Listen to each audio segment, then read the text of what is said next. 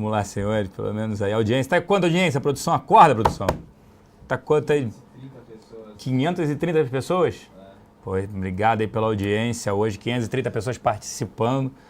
Justamente véspera de feriado, pessoal participando, né? Obrigado. Então, a gente começa pelo relatório que a gente enviou. O que você acha? Acho que é uma boa pelo relatório. Vou começar pelo relatório, já está disponível aí na intranet, né? Nós enviamos para os assessores, está disponível aí na intranet, desculpa, um comentário, né, sobre Bolsa, e o título do relatório é Por que estamos mais otimistas com o mês de abril. A gente vem falando isso basicamente diariamente, agora nesse mês, e por que a gente está otimista aí com o mês de abril, né? Quais os fatores que motivaram isso? Falando do mês de março, né, olhando, digamos assim, para o retrovisor, a Bolsa caiu, o Ibovespa caiu 0,83. Nossa carteira, 0,84, nossa carteira apresentou a mensal uma alta de 4,3%. Né? Por que o mês de março sofreu mais? Você teve um embate entre Congresso e Planalto, né? O cenário ali ainda bastante complicado entre os dois, né? Uma briga grande. O Levi falava um negócio, a Dilma retrucava, o Renan falando que não ia aprovar nada, uma confusão danada.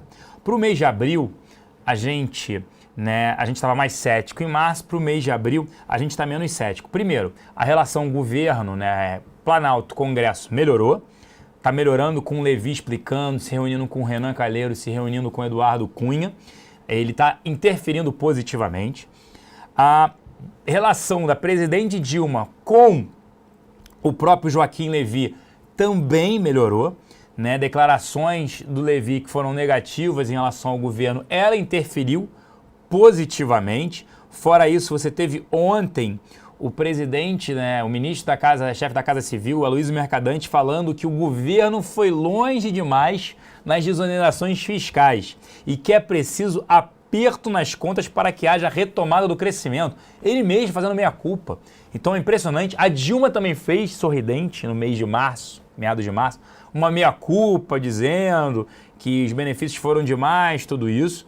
Então, assim, o cenário segue desafiador, mas o Levy vem fazendo. Já a arrecadação no mês de março, né, um superávit, tende a ter tido um superávit, houve menores importações, mas fevereiro foi horrível, mas tem que olhar no retrovisor. Então, março está melhorando. Ele já vem falando em novas taxações, o governo precisa arrecadar. Então, assim, o cenário macro piorou, mas boa parte disso pode estar no preço também. Então, todo mundo já projeta recessão, -1. Juros, 13,25% a 14%. Inflação, 8,13%. Então, boa parte do cenário ruim já está, entre aspas, nas ruas. Tá? O SMP está falando, não podemos considerar ainda que o Congresso está mais amistoso ao governo e que vai aprovar tudo que o Levy quer. Concorda? Concordo, mas o Levy já falou, vocês não vão aprovar? Ficou 7 horas no Senado na segunda-feira, explicando. E aparentemente, né, a própria oposição também não quer que tenha um impeachment, não quer que pare o país, é ruim para todo mundo. E ele vem falando muito. Então o Levy assumiu esse papel que está sendo excelente. No internacional, melhorou o cenário macro? Está melhorando na Europa. PIBs, a gente já está vendo PIBs crescentes. Alemanha melhora, na Espanha, Portugal, desemprego também melhorando. Então isso acaba ajudando.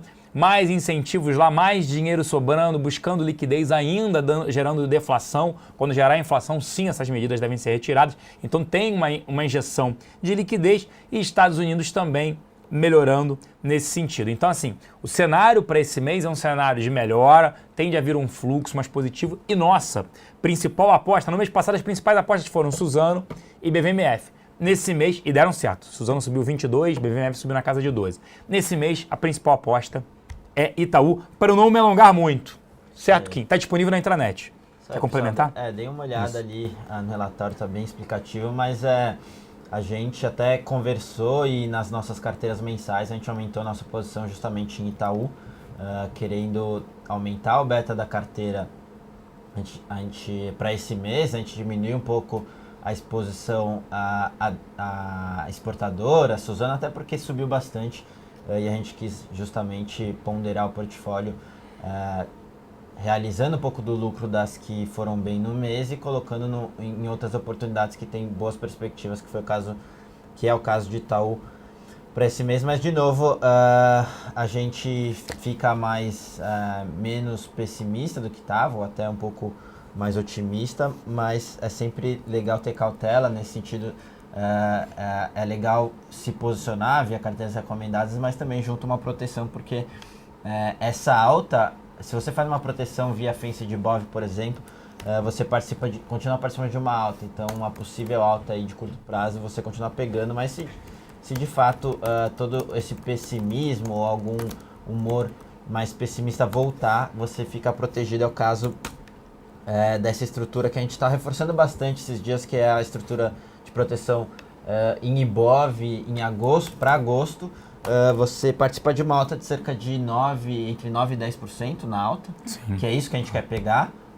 Nada mal assim essa alta, porque de novo o nível de bolsa está em múltiplo relativamente alto, etc, mas a gente ainda acha que tem um espaço de curto prazo. Então justamente você pega essa alta de quase 10%, e se alguma coisa der errado, enfim, essa questão de estresse político, o Planalto Congresso se deteriorar um pouco, você ficar protegido ali cerca de 7,5% na queda, isso a custo zero. Então nada mal fazer.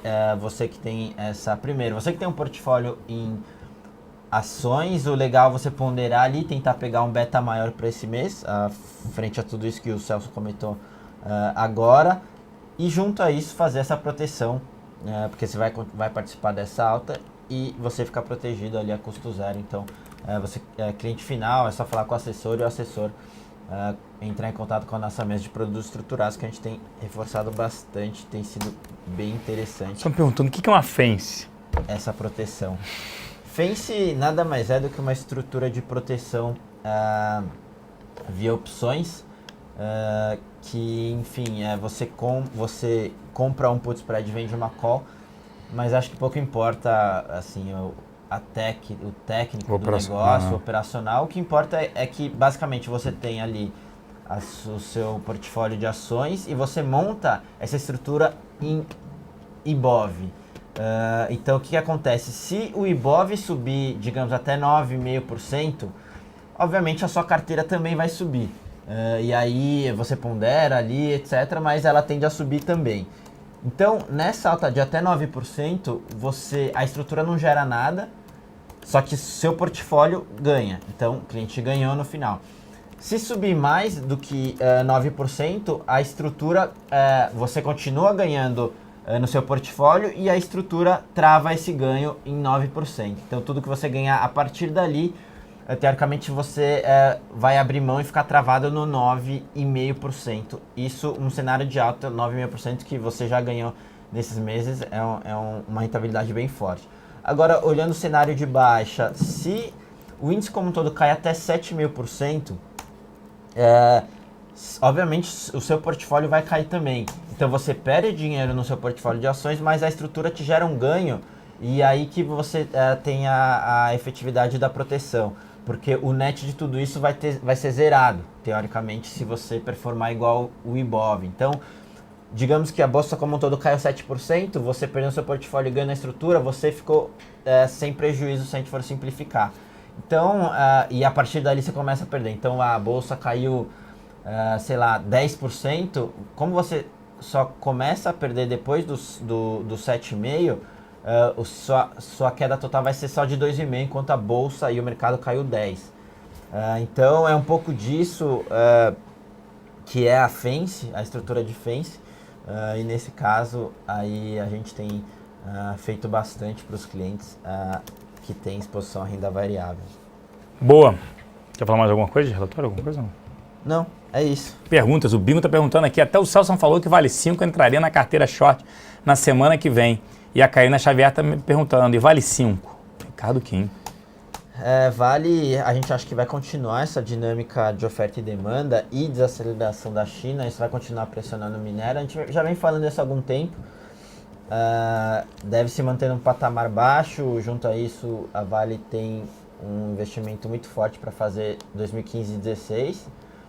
Vai pressionar a caixa, cortaram dividendos já. E assim, essa dinâmica deve continuar pelo menos no curto e médio prazo. Então, e olhando em termos de valuation, se você colocar ali uma geração de caixa operacional um pouco mais conservadora do que o mercado tem como consenso, você chega ali a um múltiplo EV/EBITDA, que é o valor da firma sobre o que ela gera de caixa operacional, de cerca de 8 vezes, 7 vezes e meia, enquanto os peers ali rodam em 6,5, etc. Então, assim, mesmo depois dessa queda, não quer dizer que está uma barganha.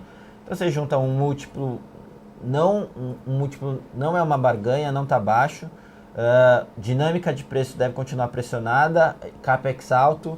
Então, de novo, um cenário bem difícil para curto e médio prazo para Vale. Por isso que a gente estava comentando que entraria na nossa carteira short, porque a gente de fato não vê nenhum trigger aí de curto e médio prazo para Vale mudar para um patamar muito mais alto de forma consistente. Então, a gente acha que vale a pena colocar na carteira short, porque se ela parar de cair, pelo menos as perspectivas de alta são muito baixas, pelo menos ao nosso ver. Então, por isso que a gente comporia ali um portfólio short com Vale agora para curto e médio prazo.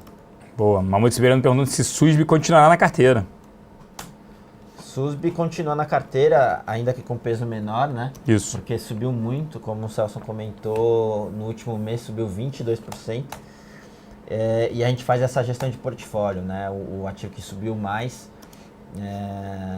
cumpriu boa parte do seu papel, então nada mais justo do que você realizar o lucro e usar isso para ponderar e colocar em ativos que ficaram para trás, que estão no portfólio. Logo a gente gosta e acho que tem perspectiva boa, então a gente vai fazendo essa realocação. Mas SUSB deve continuar para compor essa exposição a dólar, tá? Ainda que num patamar menor, a gente ainda gosta. Boa. Tô devendo para você, Kim. Ô, louco. E Rumo 3 e depois educacionais. Rumo 3, que mudou agora, né? Era a LL e o ticker mudou, enfim. E você teve toda essa fusão da Rumo a LL. Para curto prazo, apesar dela estar esticando agora, a gente teve algumas notícias aí que eles renegociaram os covenants, conseguiram os waivers ali com relação à dívida, que nada mais é que aqueles gatilhos ali que fazem os credores puxarem a dívida, né, cobrarem a dívida antecipada. Eles conseguiram renovar isso para níveis mais altos de alavancagem, só que o case como um todo, apesar de no longo prazo ser bem interessante, a gente tem diversas sinergias ali com relação à troca de transporte de açúcar por grão, você vai ganhar margem com isso, você tem um dono ali que tem uma entrada maior no governo, então você tem algumas, e negocia múltiplo baixo. Então o risco retorno de longo prazo é bem interessante, porque o case você tem sinergias bem promissoras ali. Agora, para isso se concretizar, talvez demore um pouco, tá? No caso de LL, até os investidores ganharem mais confiança na sinergia, começar a colocar na conta e isso refletir em preço, ao nosso ver, talvez demore um pouco. Por isso que a gente não gosta.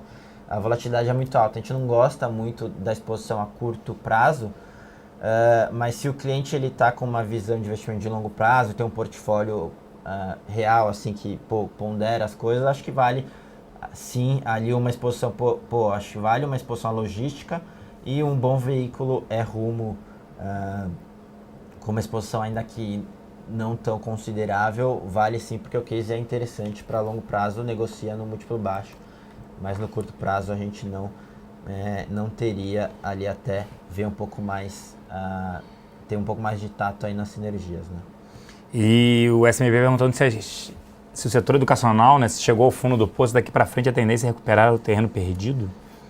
Educacionais, de novo, a gente, no curto prazo ainda, o que vai mover o setor são as mudanças do FIES. Quer dizer, ter mais transparência e saber o que vai acontecer daqui para frente, porque vira e mexe tem aquelas liminares, não vai mais ter trava de reajuste de mensalidade, agora vai ter, etc. Então, curto prazo muito ruidoso, o curto prazo que a gente não vê um trigger muito forte de fundamento para as ações dispararem, porque o setor mudou, vai afetar negativamente a mudança do FIES e é isso que vai acontecer. Agora, outra coisa que tem muita gente esperando com o novo ministro, aumentar a transparência, mas assim, eu acho que é marginal isso aí, porque o governo já mostrou essa postura de restrição com relação ao programa. Isso é fato, a Dilma já falou, enfim. eles já passaram com bastante clareza isso. Então você tem que colocar isso na conta, o setor é outro. Agora, uma Croton negociando ali a 10 vezes preço-lucro 2015, para longo prazo, assim, faz sentido. O setor não acabou, tá? A gente tem aí EAD, tem a fusão Croton com a Egara, bastante sinergia para captar. No caso da Estácio, ela tem a Uniceb, bastante sinergia para captar também. A Estácio mostrou uma resiliência muito forte na captação agora do primeiro semestre, números impressionantes, por isso que deu essa esticada. Então, de novo, no resumo, a nossa cabeça, curto prazo, a gente não teria exposição à educação. Agora, se o cliente vê um pouco mais de longo prazo, vale também compor portfólio com uma Croton, porque tem um management melhor, vai ao longo do tempo se mostrar mais resiliente.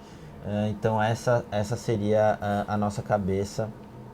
Para educacionais a gente ficaria fora das menos líquidas, tá? Anima e Ser. Boa. Neto Trader perguntando se acabou a crise na Petrobras. Não, você tem um balanço, né? A gente já vinha falando isso, que se vier a divulgação do balanço, e ontem ela pegou 3,5 bi de dólares, ajuda, mas não resolve o problema, de dívida do Banco de Desenvolvimento Chinês. O SM perguntando se o dólar ainda é para cima. Sim, está tendo uma acomodação do câmbio, muito por conta de dados piores nos Estados Unidos, e para cá, né, na nossa economia, como a gente citou, esse otimismo acaba melhorando também a situação, né, no curto prazo, né, esse alinhamento, né. Você está olhando, você tem tipo uma aliança hoje, né? O Lula tentando desenvolver o papel dele junto à ala mais radical, extremista do PT, falando, gente, precisa, eles não acreditam na Dilma, né? Então precisa realizar ajustes. Né? O Mercadante mesmo que falava outras coisas, agora já vem falando isso. A outra é o Levi fazendo o trabalho dele, alinhado, ok? E por último, também, mas não menos importante, o PMDB, né, olhando a parte do executivo e aprovando, mesmo que solicitando medidas e tudo mais, né, olha, eu quero isso, fazendo com que o Planalto tenha que ceder, mas isso vem acontecendo, tá? Ele não deixa, de forma ruidosa, mas vem acontecendo. Então, esse tripé não macroeconômico, mas esse para governar, não pode se quebrar nenhum elo, mas por enquanto a gente está mais otimista, por isso que a gente falou do mês de abril. O RJC Filho perguntando qual é o objetivo de Itaú, né? Não é olhando análise técnica, mas ele está negociando a 8 vezes lucro. O bom, daria para 10 vezes lucro? Daria. Então teria ali uns 25% de upside, né? 20% daria 9,60, é uns 25% de upside. No mês de abril não. Se acontecer, ótimo, a gente zera. Mas durante aí um médio prazo a gente acredita que possa subir aí para o ano uns 25%. A gente não ia falar isso. A gente não imaginava, Suzano, quando no início do mês passado, que ela ia subir 22% no mês. Né? O Jubileu perguntando de Brim, né? Brim caiu bem e ontem, né, a Brim enviou um comunicado informando que Edgar Safidi já detinha 4% da companhia no início do mês de março, e ele veio comprando dia 27 de março, ele atingiu mais de 10%. Então aí, mais um investidor que aumentou sua posição, mostrando, olha, eu entendo da companhia, eu conheço e ela não vale R$2 de forma alguma. Então vou comprar esse ativo. A gente acha um ativo extremamente barato, né? O pior cenário dele está negociando a 4 vezes lucro. Né? Então, quer dizer, é um ativo extremamente barato. Tem esse fato relevante da GP aumentando o capital a R$3, né? Uma entrada dela ela tendo 10% da companhia a R$3. Então é interessante, óbvio que todo mundo tem que acompanhar para manter a mesma posição, mas mesmo assim, ou seja, se a GP está olhando um ativo que vale R$3, é interessante. É um setor mais sustentável, obviamente, do que o setor de real estate. Então, mas PDG também teve aumento de capital a R$4, agora 40 centavos. E aí? Mas é muito mais sustentável o setor de seguros do que um setor de real estate. O real estate depende muito de pessoas, conhecimento. Então, a gente se sente mais confortável. Acho que o ativo pode voltar para casa de R$3. Brim talvez seja aquele caso de uma empresa barata que, se não fosse essa questão da OPA, continuaria barata, né? Isso, sem muita perspectiva. Mas como você tem um possível trigger aí, você tem até um colchão de valuation, porque assim, tudo bem, tudo pode acontecer, pode cair mais, mas assim, nível de valuation está Interessante você ter um trigger ali para frente. Isso, né? é mais por isso. Até o Eduardo Carão perguntou, o grande prejuízo do último trimestre foi algo pontual? Sim, eles vêm reduzindo custos e aí jogaram tudo no último trimestre. A gente acredita que seja também pontual. Perguntaram aqui o Fubá sobre o pagamento de dividendos, Tássio. Né? A gente precisa checar quando voltar para a mesa ali, a gente já passa o que é previsão, quando fica X e quando paga. Que a gente aqui está meio offline nessa questão. Então, quando a gente voltar, a gente checa. Marco Polo afundando. Foi citada ali na Operação Zelotes. Teve a reportagem falando que eles pagaram R$1 milhão para evitar uma multa de R$200 milhões. E, obviamente, até então não tinha sido citada a Marco Polo. E agora foi estampada ali no jornal e de fato é para ficar de olho, tem motivo para cair mesmo, porque se confirmado pode ter mais coisa, enfim, então mais incerteza pela frente, como se não bastasse o cenário ruim, então faz sentido ali essa queda. De novo, Marco Polo sendo citada na Operação Zelotes, que até então não tinha. Isso. O Mate está perguntando aqui que ele não entendeu que eu falei que eu disse que alguém falou que não vale R$2. Quem aumentou a posição, que é o Edgar Safidi, ele acha que não vale R$2, vale muito mais do que R$2. É isso que eu quis dizer. Não é que não vale menos, vale zero, não. Vale muito mais do que R$2. Até porque ele aumentou a participação dele de 4% para mais de 10%. Entendeu? O Zé está perguntando, Celso, na sua opinião, fica fora ou fica dentro de Petrobras? Vamos lá, se tivesse uma arma na cabeça, nesse mês, eu ficaria dentro de Petrobras. Tá? Muito mais um evento especulativo. Não uma aposta muito grande, mas apostaria com balanço, tal ativo tenderia a andar. Mas é impressionante, né? Saiu aquelas notícias que talvez o balanço seja postergado e que não venha rumo de Lava Jato e mesmo assim subia, sei lá, até então 2% quando a gente saiu da mesa. Então, impressionante o apetite a Petrobras para esse mês. Interessante. Aí acho que se tivesse que ter, daria para ter Petro indo para essa, mais com call especulando, que pode vir um número muito ruim depois e cair. Aproveitaria, surfaria essa onda. Cara, quando está negociando, 20 vezes lucro, tá? Mas cuidado, tem setores que dá para olhar preço sobre lucro, tem setores que não. Se eu pensar assim, é isso que a gente estava falando. Você compra Brim até o talo e shorteia as americanas, mas não faça isso, né? Se olhar price earnings, tem que olhar se tem crescimento, não tem, tudo mais, então esse é o problema. O LHR perguntando, mesmo depois da alta de 30% de Petro, eu faria mais um movimento especulativo, tá? Mas assim, tem outros ativos, eu prefiro ter Itaú, não dá nem para comparar, do que Petrobras, mas Petrobras no mês pode até andar mais. Por fundamentos, a gente prefere muito mais de Itaú. Movimento especulativo, dá para comprar Petro nesse sentido. Acho que aqui é legal a gente comentar uma estrutura que a gente enviou também de BVMF.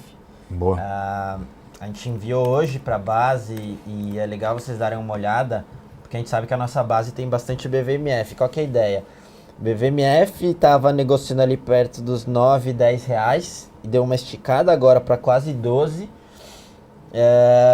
O cliente, obviamente, teve algum lucro nesse meio tempo. Então, o que a nossa ideia aqui? O cliente já tem BVMF, deu essa esticada. Basicamente, é montar uma proteção, que um outro jeito de olhar é garantir esse lucro que teve até ali 11,5, quase 12, e ainda participar de uma alta de 20% caso ela ocorra até o final do ano. Então, de novo, a estrutura é para o final do ano, a estrutura é custo zero, então o cliente que já tem BVMF e participou dessa esticada faz a custo zero, uma proteção para garantir esse lucro e ainda participa de uma alta de até 20%. Então, proteção de 16% e participa ainda de uma alta de até 20% até dezembro de 2015. Lembrando que se a gente colocar os lucros, a projeção de lucro estável e ela subindo esses 20%, que é o nosso teto, ela estaria negociando lá cerca de 17 vezes preço-lucro, que para BVMF é bem alto. Então, por isso que é mais um motivo para a gente ficar confortável com essa alta de 20% até o final do ano. Então, acho que vale vocês darem uma olhada. Não tenho porquê, assim, faz muito sentido fazer. O institucional é muito comum o institucional fazer esse tipo de estratégia, porque ele fica comprado no ativo, quando dá essas esticadas ele já vai lá, garante e ainda participa de uma alta adicional, isso é custo zero. Então fiquem de olho, a gente mandou para os assessores, está na intranet, na área logada do cliente. Então vale dar uma olhada com carinho ali para quem tem BVMF. Boa. E a pergunta do Schirmer aqui, Celso, por favor, qual o setor que você imagina que está mais barato na bolsa em relação aos preços justos? Eu particularmente, quem pode comentar depois, mas setor de bancos, nesse caso Itaú negociando a 8 vezes lucro e Bovespa negociando a 11 vezes e meia. Então banco, mais resiliência, excelente gestão, está aumentando o spread financeiro. Mas o crescimento de crédito vai diminuir. Tudo bem, ele contém ROI de 22%, bancos para mim é um setor mais barato. Concordo. Tem poucos setores aí que devem performar bem nesse ano de ajuste. No relativo, uma companhia do porte de um Itaú e eficiência operacional negociando a 8 vezes e meia ali, pô, faz muito sentido, ainda que tem alguns riscos, né, de aumento de inadimplência, etc. Mas mesmo colocando na conta, o risco-retorno ainda é muito bom para esses ativos. E lembrando que eles ganham participação no índice novamente, né? Itaú e Bradesco aumentam a participação no Ibovespa, a Ambev diminui. Tá? E até é legal destacar, teve um negócio de Ambev, gente, é difícil ver, até o papel estava subindo, deu uma piorada. O cenário está bastante desafiador agora para esse ano. Tá? A gente teve com um distribuidor de bebidas e ele falou que eles estão acreditando que esse ano pode ter uma queda de 10% no volume de refrigerantes e cervejas aqui no Brasil, que o ano vai ser bem difícil. Tá vendo muita gente migrando de produtos mais premium para produtos mais baratos, que a gente não via, mas está acontecendo, ele falou. E está com muito receio dessa queda forte no volume de bebidas, tá?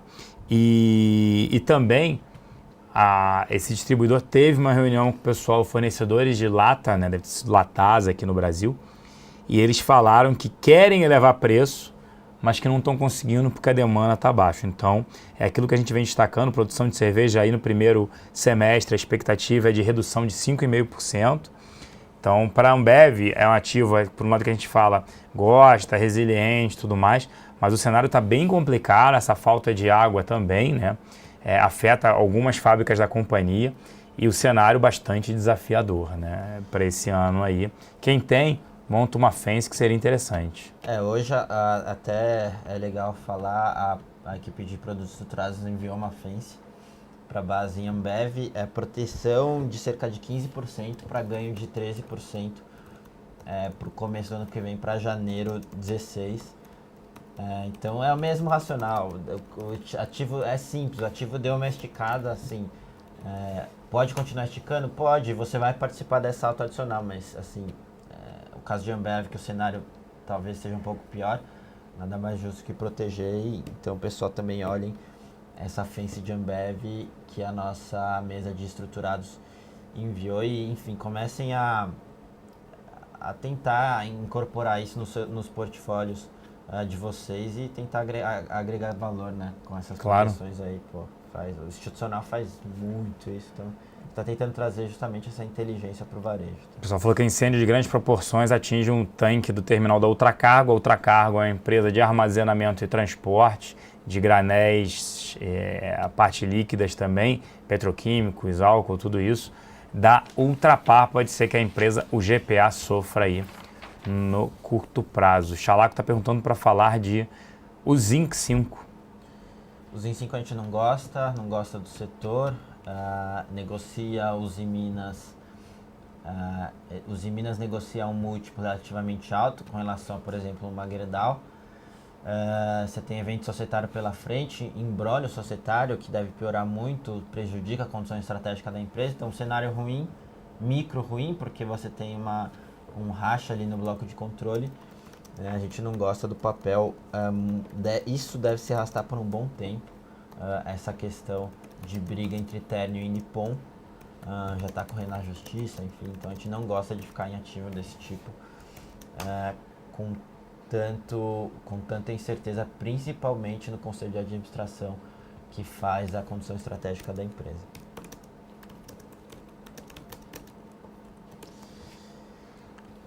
Pessoal querendo shortear o GPA, empresa boa, pode, se a área de análise quiser, a empresa é boa, negocia múltiplo alto, mas é óbvio que esse problema todo pode ser que reaja aí negativamente no curto prazo.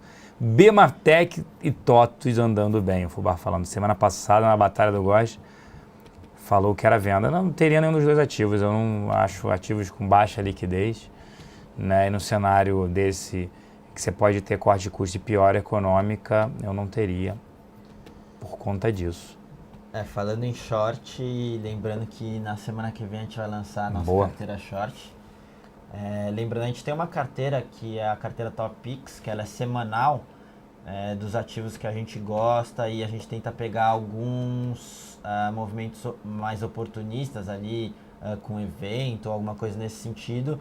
Então trocas semanais e de 5 a 7 ativos. Essa é a nossa Top Picks que a gente tem hoje.